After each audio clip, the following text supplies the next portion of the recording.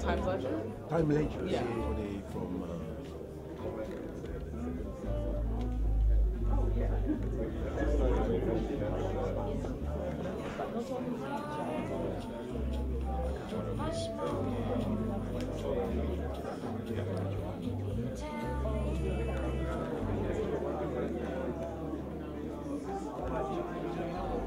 All right. Good evening, everyone. Good evening. Good evening, everyone. Good evening. Good evening, everyone. Good evening. We've been here, and for those of you who came to the Expo earlier, economic empowerment. And I believe once we've achieved economic empowerment, a lot of the other issues and challenges that we have will be solved. It's not easy, but this is a good start. But just like in Africa, it's no different from here. Women are the drivers of economic empowerment. Would you agree with that? Yes. Women are the drivers of economic empowerment? Yes. You know, in my home country, Liberia, you have the market women. The purest form of entrepreneurship. These women constantly engage in commerce. Not only that, they have a full-time job at home with their family, but they are the bedrock of the society. And wherever you go, whether it is on the continent or in the US, women are the bedrock of our communities.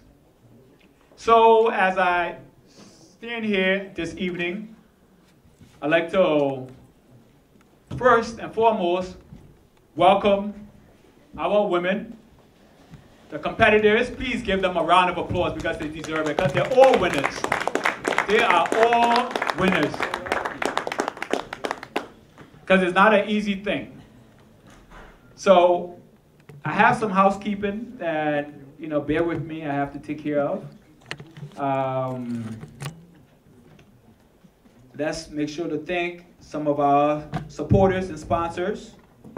The State of New York, Governor Andrew Cuomo's office, New York State, Empire State Development Corporation, New York State Assembly Speaker Carl Hastie, the Consul General of Senegal, the Associated National Senegalese Association, the Office of Manhattan Borough President, Manhattan Community Board 10. Give them of applause. We have the chair with us.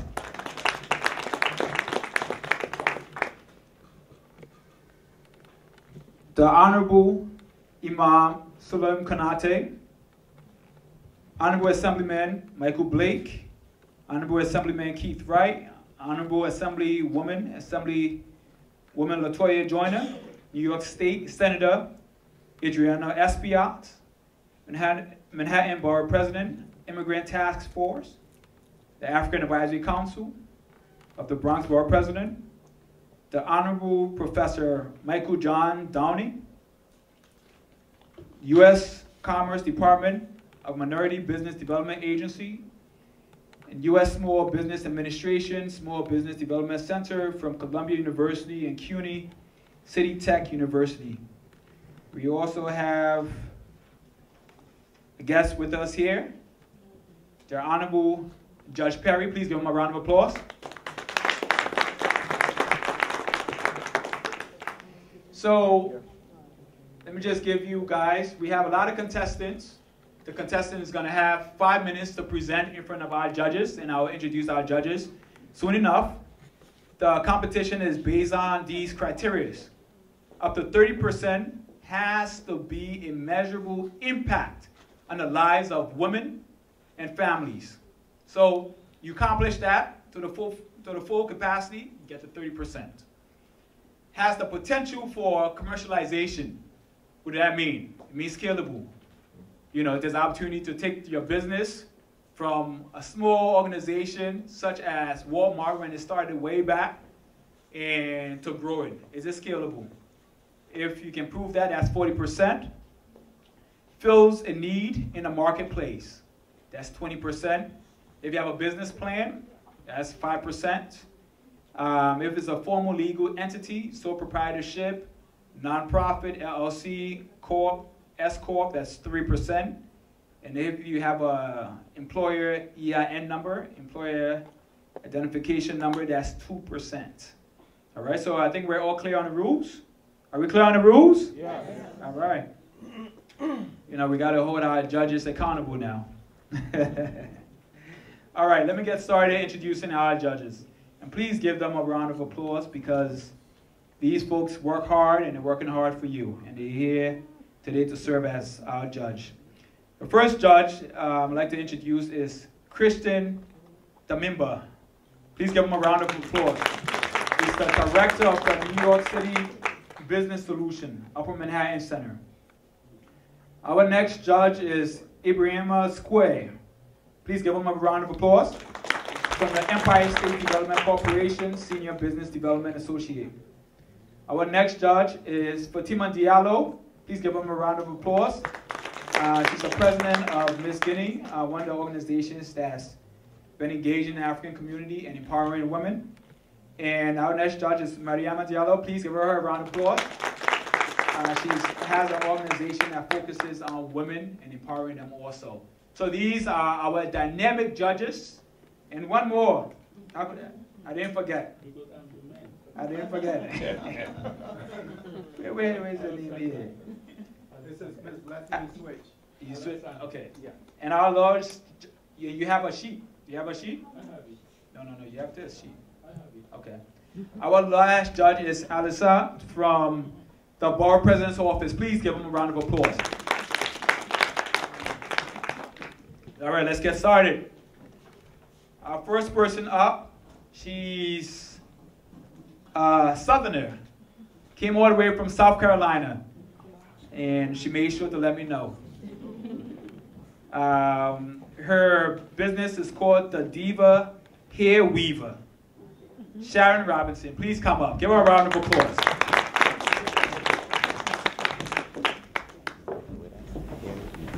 Thank you so much. Thank you for giving me an opportunity to come here on today. Thanks so much to the 2015 African Union Expo. I am Sharon Robinson.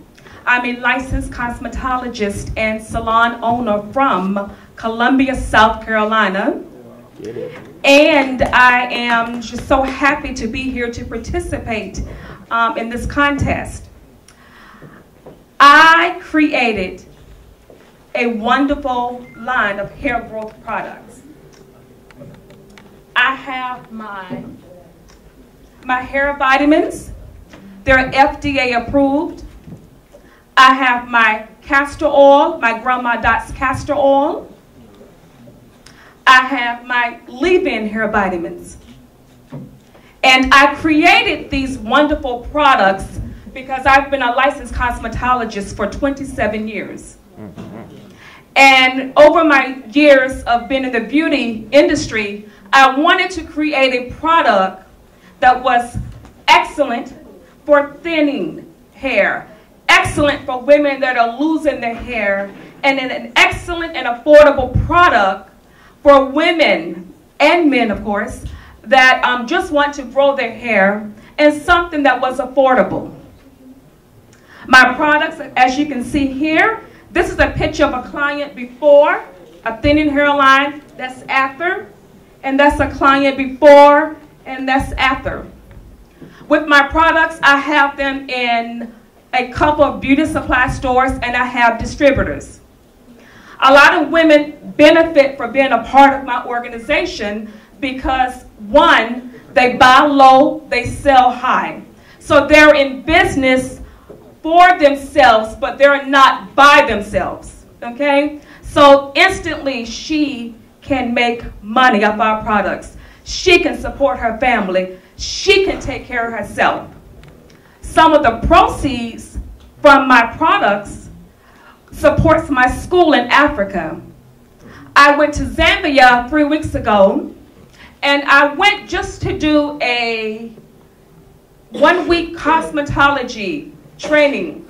And when I got to Africa, well, when I went to Zambia, the women, they were so touched because I donated my time. I paid for my own ticket. I paid for my lodging. I paid for the food. I paid for the shipping. I donated everything because I wanted to help the ladies, even their supplies. I did it. And so when I got there, they really wanted the training because most of them, some of them live like in a rural areas, and then some live like in a city part of Africa. But the bulk of them, I had 80 students in my class, and they never went to a school, never had beauty training. So from that experience, I'm back in Africa in March. I partnered with Lifelong Christian Church, and the church is going to let me use a building there, and I'm going to have my school. So I will be going to Africa every 6 weeks, and for my students to have their clinicals. We will start online, and then I will move there eventually. Okay? Pictures of my students in the class. They had a formal graduation. And I'm training the women to become cosmetologists, but I'm also training them to become business women. So my products, the Diva Hair Weaver products, my Grandma Dot's castor oil, my hair vitamins. I have women here in the States that are using them. I have the women in Africa. I have my products in stores here in the U.S.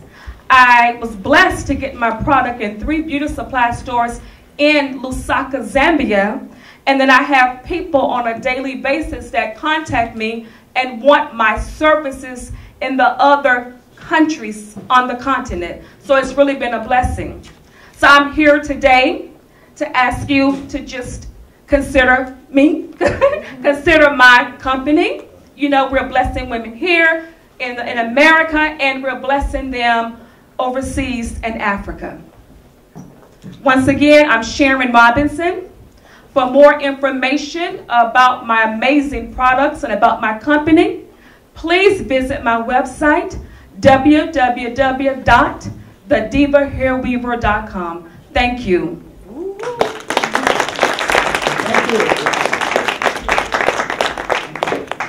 Thank you. That's an excellent presentation. Just a reminder, we'll move to the next presenter, Mariatu Scott. All right. Please come up. Give her a round of applause, folks.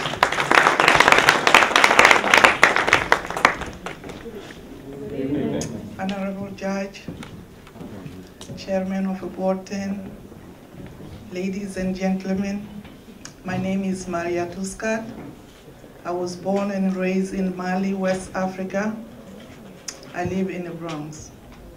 I'm here tonight, judges and all the people here, because of a need of special ed program in the Bronx.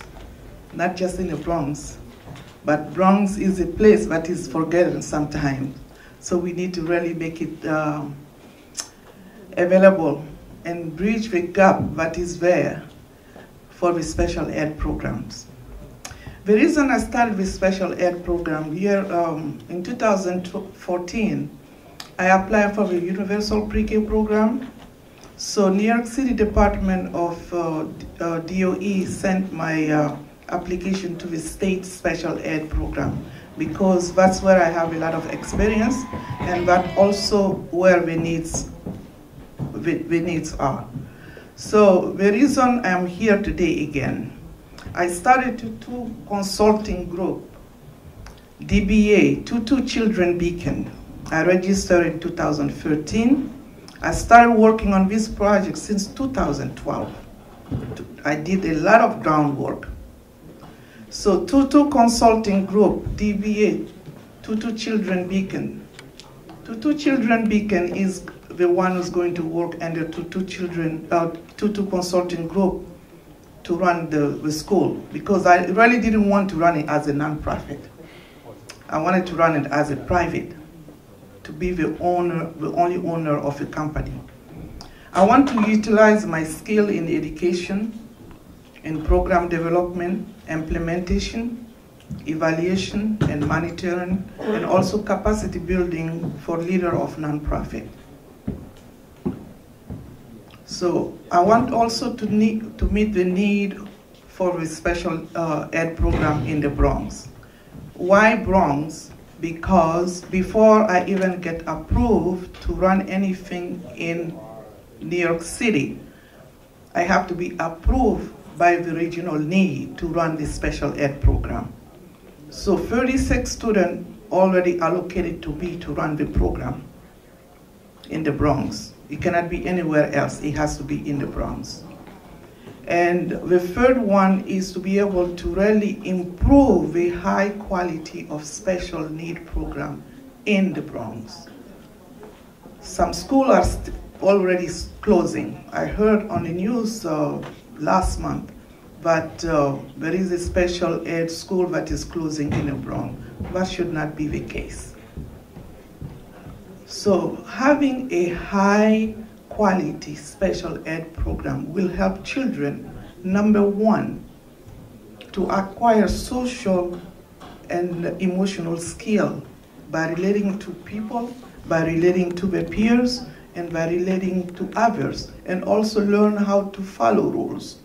The second one is to acquire a cognitive development skill, which is thinking, remembering things, and by higher thinking, we call it in education field.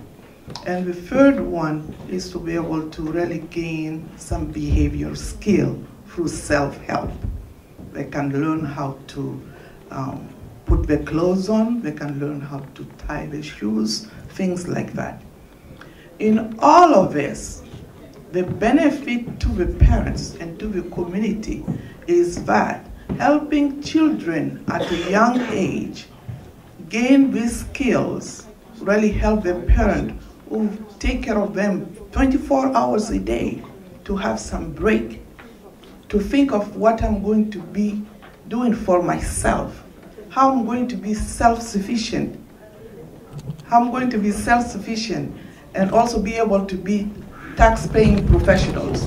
The last thing is that we need to, city and state resources will be replenished instead of being depleted. So I am here today, I need $40,000 today to really secure the location, which already passed preliminary inspection, and also just pay necessary equipment to go through the licensing. So thank you very much for listening to me. So let me have your $40,000. All right. Give her a round of applause. Give her a round of applause. This is a business plan and all the LLC requirements here for the judges. And the judge will be receiving a business plan. If I did not mention that before, once you come up after your presentation, give the judges your business plan so they have a second look at it. Give her a round of applause again. That was a great presentation. Nardo Desta. All right. Give her a round of applause. Folks, it is not easy to be up here. As you can see, sometimes you sign up for things, but being on stage is a whole different animal. Wouldn't you agree? It's a whole different animal being on stage. You know, and it can be a little intimidating. Okay. Good evening, everyone. My name is Nardos Desta. I'm from Ethiopia, and I'm a fashion designer.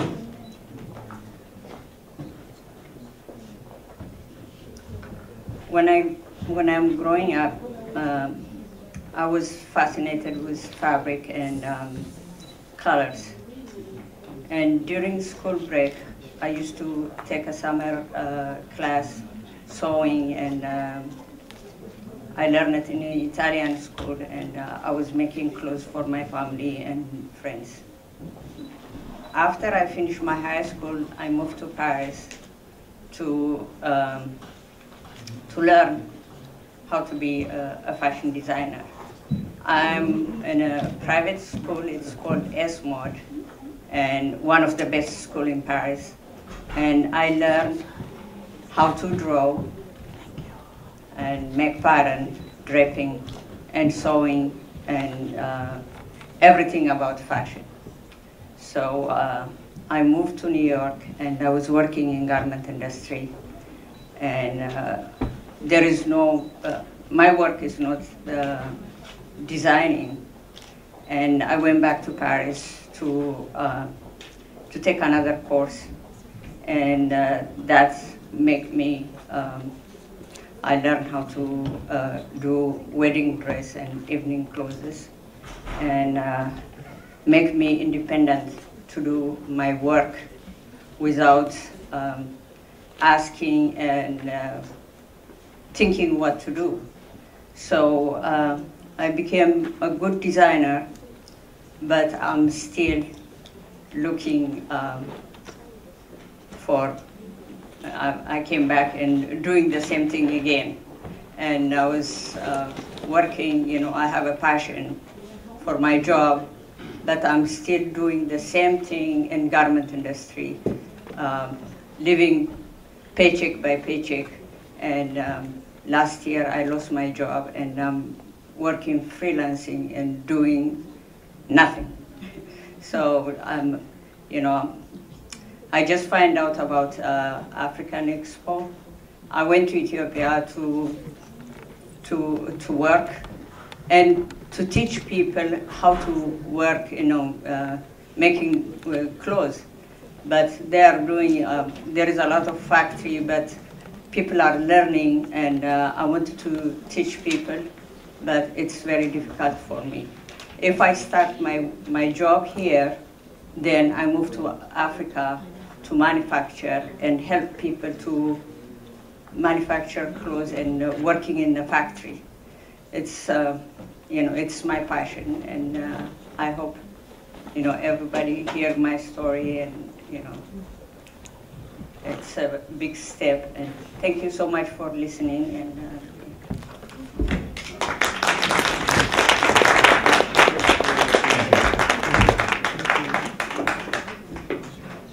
another round of applause, folks. Like I said before, it is not easy. Once the light hits you, it changes things. Rashida Bright. All right, Rashida, come up here. Give her a round of applause. Listen, many people have signed up, but few is able to stand the heat.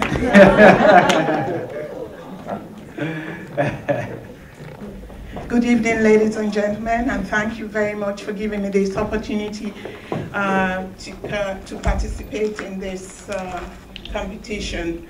My name is Rashida Bright, and I'm originally from Sierra Leone. I'm a bit nervous, but I have a program called RISP America. RISP America is a personalized welcome and mentorship program for international students who've been accepted in one of the universities here. As we know, it's in Africa, the family is very, very supportive of a child's acceptance to the university and so on. And so when an acceptance letter comes, the mother is so excited. She would like to see the child leave, but at the same time worried as to what is going to happen to that child. So that's where RISP was developed in that frame mind, treating yours as ours, meaning your child is my child. So once the child arrives in the United States, I will be there to welcome the child from day one, take the child shopping, cultural orientation, personally take the child to the university. At least that gives the parents a peace of mind. and uniting the family, because as we know, once you leave home, it's a different thing. And if you don't have that support system, you can go, afloat. And we've had cases like that. Even some of the students, African students, mental illness, they've gone into drugs, and parents are so worried. They spend so much money for their kids to come. So they need to ensure that they integrate easily into their new environment. That's why I had formed RISP. Also, commercialization of it. It's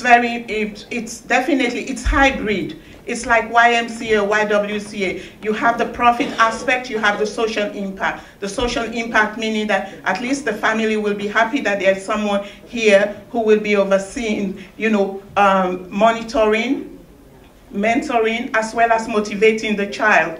And also, it's less expensive for them to fly down with the child, because I will be here to meet the child at the airport and to do all those things, administrative, and letting them settle in, because it's very, very important that the child settles in. The pricing is, you cannot put a price on your child. It's not expensive, but for me, I went into it because I have a passion for it, and I grew up in that environment. My dad was in the diplomatic service, and we moved around, and I remember how much my parents were worried, and also other families I've known in the international arena. So it was why I decided to form RISP. And as I said, the pricing is not, it's the passion that I bring in. It's not exactly the money. Although I'll get part of it, but the passion comes first. And I have highly skilled, highly professional staff from all over, from India, Africa. It's a mixture of, I'm not limiting myself to only Africa, but everywhere. In May, I did a tour to promote, because as I'm from Africa, I decided to start with Africa. I went to Ethiopia, I went to Kenya, and I went to Ghana, and I went to Nigeria. And parents were so excited, to have such a program, that they know that once they're here, once the child arrives, someone will always be there, especially weekend. Is it over? Over. Need in the market, definitely there's a need in the market. There's no orientation. Nowadays, the university only gives you the visa. It's you who has to find your way, how to get there. And kids have gotten lost on the way, So that's where, as I say, I'm a welcome. I will be at the airport. There's nothing more refreshing and happy when you get to the airport in a new place and find someone waiting for you. I also have a mentee here, if they have time, who can, Yeah, we have a minute. Lansana, come on. Lansana Dreme, he's from the Gambia, he can testify. Hello, everyone. I met Rashida in the United States over here. I'm moving into the United States to study. So I'm alone here. All my family is in Africa. So when I met Rashida, I didn't have to worry about calling my dad when I had problem. I just have to call her so that I give her my problem, and immediately I have solution. Sometimes when I have needs of doing something and it's difficult to get in touch with my parents, things can be get done through her. Then whenever that solution came up from Africa, then she has already done it. Then also, thank you. All right. Thank you very much for giving me this opportunity. All right, give Rashida a round of applause. Isn't it great? It's always great to different ideas folks come up with. We have one presenter that freestyle, another presenter that came up. She had a lot of materials that she gave to the judges, and she brought out someone from the audience to speak and give a testimony on behalf of the business. Give her another round of applause. And a young man. All right, I shall move pretty fast. All right, give Shario a round of applause.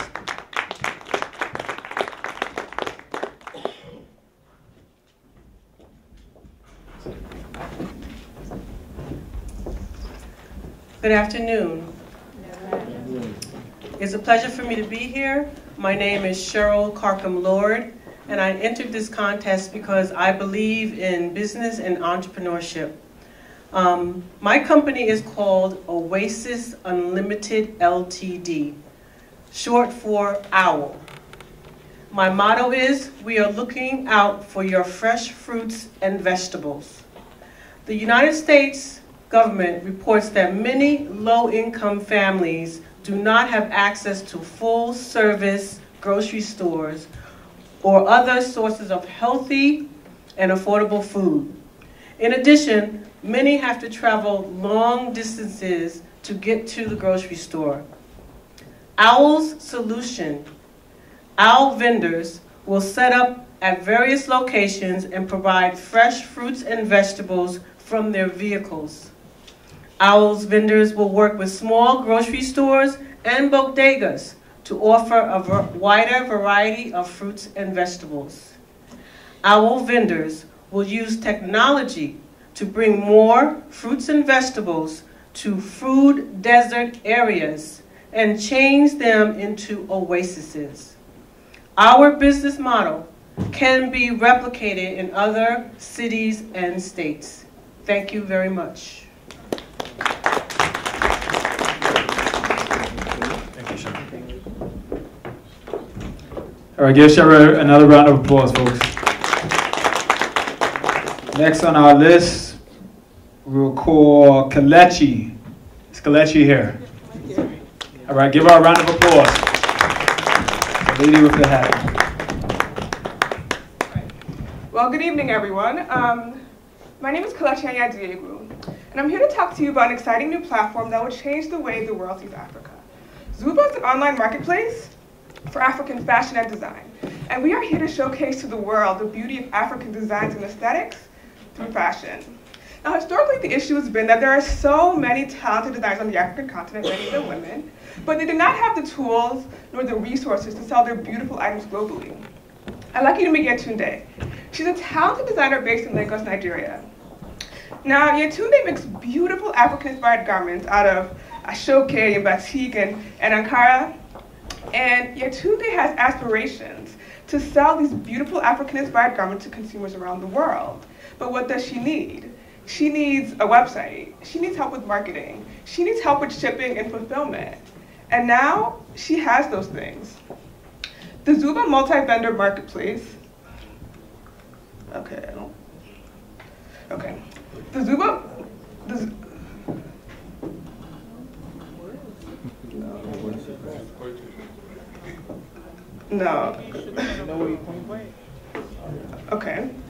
Zuba multi-vendor marketplace provides designers like Yetunde with the tools and the resources and the services needed to sell her beautiful African-inspired garments to consumers around the world using digital online storefronts. Now, I'm originally from Nigeria, yet I was raised here in the United States, and being raised as a Nigerian in the diaspora is definitely a unique experience. I mean, I've always been incredibly proud to be a Nigerian, although I often struggle to really connect with Nigerian culture. And I found that my peers connected in different ways. Many connected through music, many through food, but my thing has always been fashion. I was always that girl known for wearing really eccentric prints and dope textiles, and whenever I would wear these prints, I was flooded with compliments like, Kelechi, where'd you get that amazing skirt? And this is when it dawned on me not only how inaccessible these pieces were in Western markets, but the want, the need, and the demand for African prints and textiles around the world. So the market we are addressing is worth $31 billion globally. The world is ready and excited for this industry, and this is evidenced through the use of African prints and textiles everywhere from high fashion labels such as Burberry to fast fashion retailers such as Zara and H&M. Although I believe that as the people who truly understand the stories behind these prints, they should be the ones who are taking advantage of this global interest, and those are Africans. Now, I'm sure you're all wondering how we make money. So our revenue model focuses on 3 main revenue streams. Most of our profits come through commissions off sales. We charge 15% of commissions of all sales that come through the marketplace. Then we also charge a monthly membership fee, which ranges from $15 to $95 a month, depending on services. And we also charge premium value-added services for services such as manufacturing or fulfillment for designers who need the extra support. Now, this business model has brought us some incredible traction. Since launching just last year, our marketplace has generated over $450,000 in sales. And that's with over 100 sellers selling in our marketplace and with over 100,000 people following us on social media. Our customer base is global. Our customers exist everywhere from Belgium to Australia to Brazil. Now, these customers shop on Zuva over alternatives such as Etsy because they know that Zuva offers the largest selection of high-quality, one-of-a-kind, African-inspired pieces the web has to offer. Our selection is completely curated, and our designers are 100% vetted, so they know they're only getting the best of the best. But I think one of the most amazing things about running this company is seeing the cycle emerge. Because you see, as demand grows in the marketplace, this then allows for designers to expand their operations and create jobs and opportunities right within their own communities. And I mean, isn't that incredible? Just imagine what impact will look like as we scale to communities all over the African continent. Now, I started Zuva, with a $500 initial investment, and I've been able to take that $500 investment and turn it into $500,000 in sales since we launched last year. And that's for the most part as a one-person team. Now, just imagine what I could do with additional funding and partners on my side, such as Catherine. This funding would go towards building a robust and scalable platform to really meet the needs of our sellers, as well as building a team to help us execute on this vision. Now, I started Zuva to shine a light on a continent that was once seen as dark. And with my passion for the continent, coupled with my skills in online marketing and web design, I'm confident Zuva is poised for incredible growth. With our current growth rate, Zuva will easily do over $2 million in sales by the end of next year with funding. That's why today I'm asking for $500,000 in seed funding to make this a reality. Thank you so much. Whoa!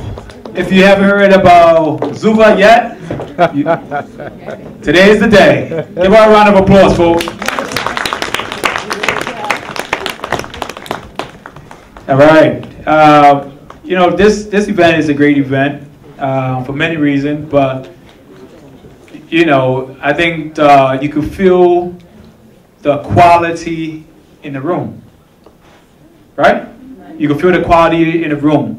You could feel the ideas. You could see the possibility for a synergy for folks after this saying, hey, you had a great idea. I had this idea. Maybe we should partner up, do a joint venture, and work together. This is what this is all about, folks. So, all right, our next presenter that I'll be calling up is Christy Chirinos. Is Christine here? Marie Claudine. I know I saw Marie somewhere here. Where is she? All right. Give her a round of applause, folks. Hi, my name is Claudine, Marie Claudine. I'm from Rwanda. I am a survivor of genocide. I lost my parents during the genocide in Rwanda. When I was jumping over the body of the people, I never thought that I would survive, but I thank God that I'm still alive. I committed a vow that, Lord, if you save my life, I will help orphans. So God saved me. That's why I created the organization called Why Do I Exist? Why Do I Exist.org is my website. Our mission is to heal and to empower Rwandan orphans. I'm here today to talk about my book, The Power of Social Media. How many of you who use social media? Twitter, Facebook, YouTube, or Instagram? Raise your hand if you use the social media. Of course, 2015, everybody's using social media, even those people who are not yet there, but they are missing a lot of things behind. So, the idea to create this book, to write this book, it came up when I was working in trauma healing to heal the orphans in Rwanda. I invited this wonderful lady. She lives in New Jersey. She's a trauma healing expert. She came to Rwanda to train orphans how to overcome the trauma. And then one of the survivors of genocide, they cut her arm off during the genocide. She told me, Coach, thank you very much for having me to take this training. I never thought that I would do exercise because in school, teacher used to tell her that you are handicapped, you cannot do anything. So because of our training, she started to do trauma, she started to do exercise, and then she teach other orphans how to do exercise by themselves. When I saw her message, I was overwhelmed with joy. I copied her page, her message. I reposted it on my Facebook. I said, if there is something I'm proud of I ever done in my entire life, is this project, because we healed her heart wounded. We showed her that she deserves better. She can come back to the community. She can do exercise with other people. So the power of social media, I created that program through social media. I raised awareness through social media. I invited people to come to take training through social media. That's how God inspired me to write this book, The Power of Social Media. You can be who you are and then make a difference in somebody's life. So, in terms of making money, my book, it's a business, as you can see, you can understand. We will target people in marketing, special students, universities, in the marketing field, department. They are the #1 target market. And then also, now I'm creating a program which will benefit the students in Africa and then African young people to become entrepreneurs by using social media. In my book, I share 5 tips business people can use to increase their visibilities in a business, and then also tips some people can use to raise awareness, such as a non-profit, how you can use social media to benefit from volunteers, and then do fundraising. So I'm here to get your support in terms of money and to print many books so I can sell. By the way, I started to get money because I'm doing a pre-order. People start to send me money to buy my book before I even print my book. So with your support, with your investment, I'm ready to print many books so I can sell my book, The Power of Social Media. Thank you very much.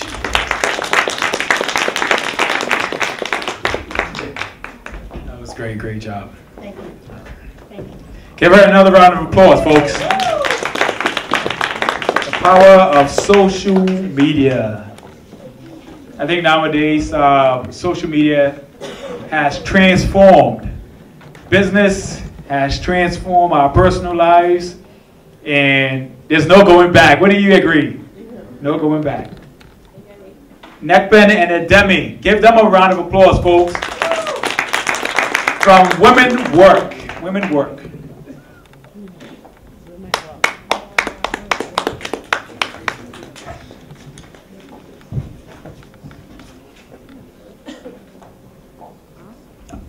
Give them a round of applause again.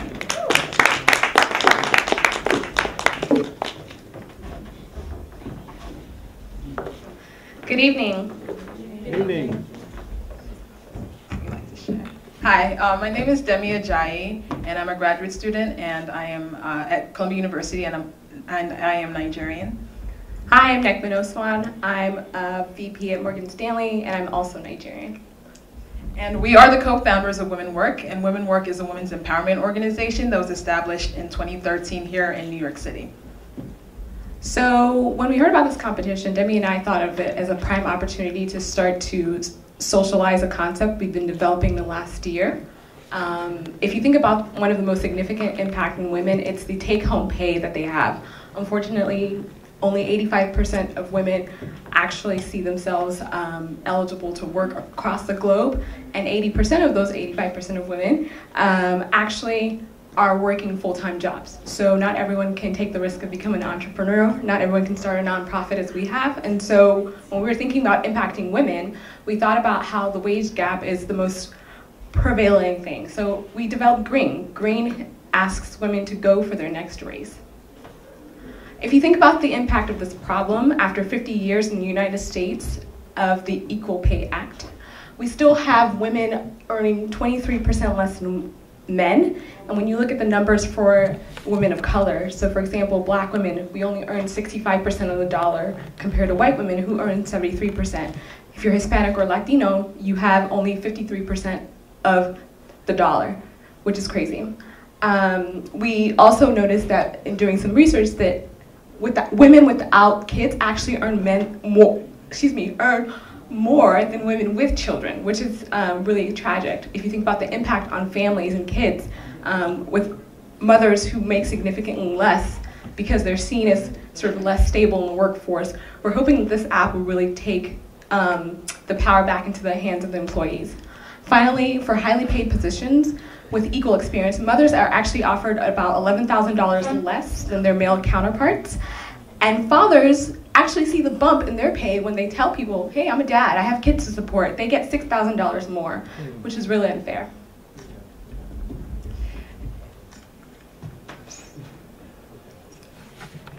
And we've identified a few barriers to wage equity, namely as far as salary negotiation. And the main barriers that women face in salary negotiation are, one, wage transparency.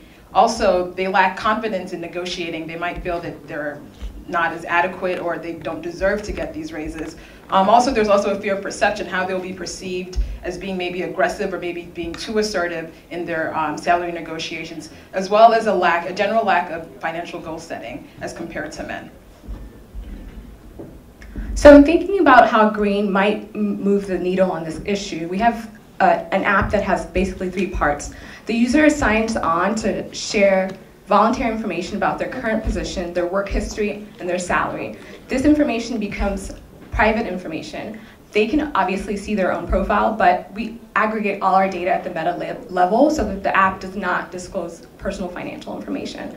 The next step is, in the free version of the app, is a summary about your wage path. So for example, if I have 10 years industry experience in the nonprofit sector and I make a certain amount of money, how do I compare it to other people, men and women on the app, who make the same amount of money? Once we identify where the user sits, we also give them some industry-based standards, so certifications, extra degrees that tend to bump pay. We think of this component as LinkedIn plus money, right? So on LinkedIn, you can see your own profile, you can tell how amazing you are, your friends can nominate you, but you're not sure if you're getting the same amount of money as the person next to you who might have a similar profile, but maybe a white male. Finally, we have a bunch of connections to the app. For example, we encourage people to invite friends, like Facebook and LinkedIn, where individuals will get notifications once their friend joins. We're going to be able to aggregate that data based on their friend network. So what is the net worth of your network? We'll also allow individuals to track their goals over time. So for example, if you started a job 2 years ago, in a year, we're going to give you a reminder to negotiate your wage, and we're going to empower you with industry pros who work in HR, who are key earners themselves, sharing different topics about how best to negotiate your wage. Finally, we have progress tracking. Every week, the user will get a notification asking them to document some of the key successes in that week. Everyone knows that they're doing their job well, but with the reminder and documentation from the app, you can be able to feel empowered to go into that negotiation to talk about your accomplishments for the year.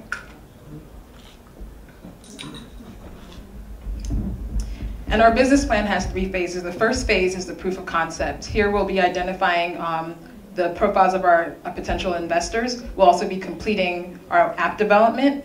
And in this stage, we'll be having our free version of the app.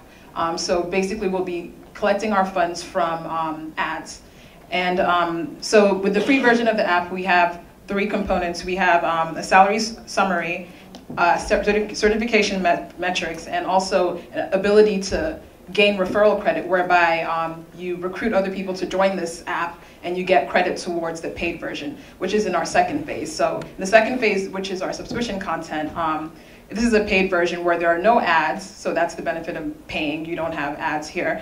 And also you have extra features such as career planning, as Nekman mentioned, a weekly performance tracker.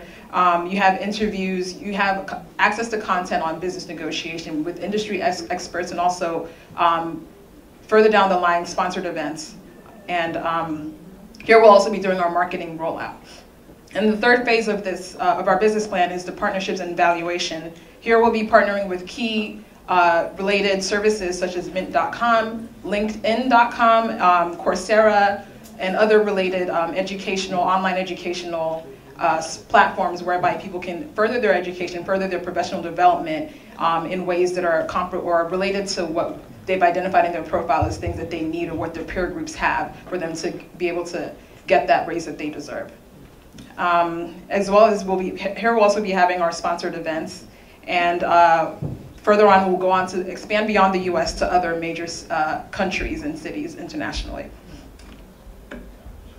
So in summary, when we think about the benefits of this app, we think about how it empowers users with salary transparency. Again, providing input, we sort of crowdsource the information that nobody really wants to talk about face-to-face and allow the decision from the user to be data-driven. We're also going to empower people by having goal setting and performance tracking. Most of the time, women tend to be doing well or think they're doing well, but when it comes to the hard negotiation and be able to speak directly about their impact and their value add in the workplace, there's not a lot of structure there. So this app will provide that. We'll also have strategic content to help women learn how to better negotiate and even practice. With some of the third-party vendors Demi mentioned, we'll have coaching and professional career coaches on the platform being able to support women who are interested in making their next move. And finally, we're going to have engagement where people track, post, share, reflect together, creating a new network that makes it more comfortable for women to talk about money and to do the important thing of negotiating and going for their next raise. Thank you.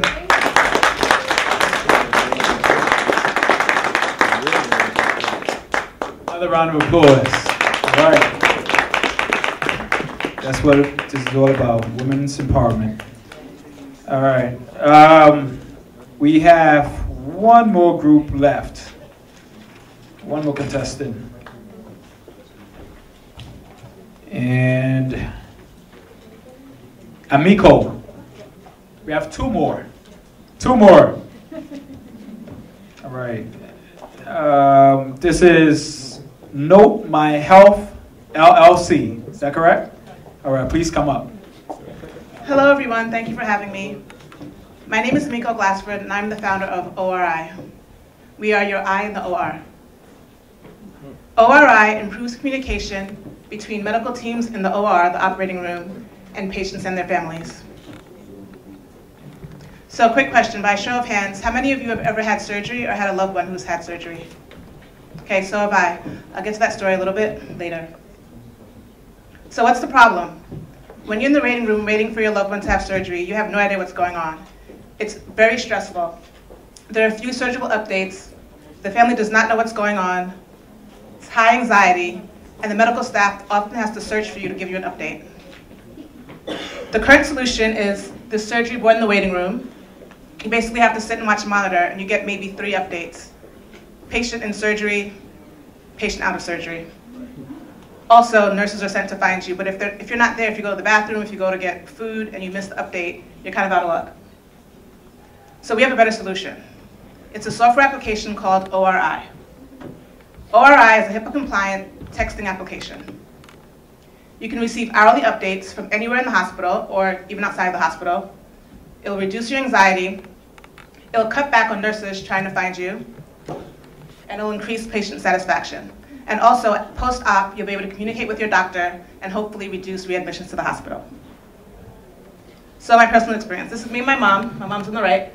So my mom was diagnosed with cancer in late 2013. She had surgery early 2014. It was a 5-hour surgery. She was in the hospital for 5 days post-op. And then after coming home, she needed 24-hour care. So I was giving her that care. So I kind of experienced firsthand how important communication was. Every time I had a question about how to care for my mother, I had to call the hospital. I'd sometimes get voicemail. They'd call me back. If I didn't pick up, they'd leave me a voicemail. And then there was just a lot of phone tag going on. So I definitely see the need for improving communication in hospitals. So how does this affect women and families? 66% of caregivers, unpaid caregivers, are women. So people like me taking care of your loved one who is either ill or coming home from a surgery. And then 91% of nurses are also women. So the people I was calling in the hospital was not the doctor, it was the nurse. So ORI basically enables women to communicate better and to help care for their families. So what's the market need? How does it benefit hospitals? It will increase revenue. So when you have happier patients, hopefully you'll get more patients, and as a result, you'll get more revenue. It'll decrease costs. So post-op, if you're communicating with your doctor more frequently, you'll be less likely to be readmitted to the hospital, and therefore costs will go down. And it'll improve efficiency. So you no longer have nurses trying to find you in the operating, or in the waiting room rather. They can just text you right away and contact you immediately. Market validation. So there have already been studies done to prove that text messaging is actually used in hospitals. Currently about 66% of surgeons are in fact texting. and a lot of other medical staff are also texting. The problem is that they're texting on their personal devices and they're not actually using HIPAA compliant apps, which can lead to large fines if you get caught. So what ORI does is it allows you to text in a HIPAA compliant environment and therefore avoid any fines that you may get for not complying with HIPAA. So I just put together a quick spreadsheet just with the top 5 hospitals in New York City. Top 5 hospitals have about 250,000 surgeries a year. I assumed I penetrate the market at 10%, and I charge $100 per surgery. That's $2.5 million just on 10% penetration of 5 hospitals in New York City. Now, of course, if you think about that in terms of the United States and worldwide, in the US there are about 54 million surgeries per year. That's about 150,000 surgeries per day. So that's 150,000 opportunities for me to impact families with ORI. And then worldwide, there are about 234 million surgeries per day. And that leads to about 2.3 billion in revenue, just assuming $100. So what are the next steps for ORI? I'm trying to raise money to build the app, to hire developers. I'm also currently building a team looking for co-founders and advisors. And then, of course, I'm trying to find a hospital to partner with to do a beta launch. B1 is going to be focused solely on surgery, and then B2 will focus more on other kinds of communications in hospitals. Thank you.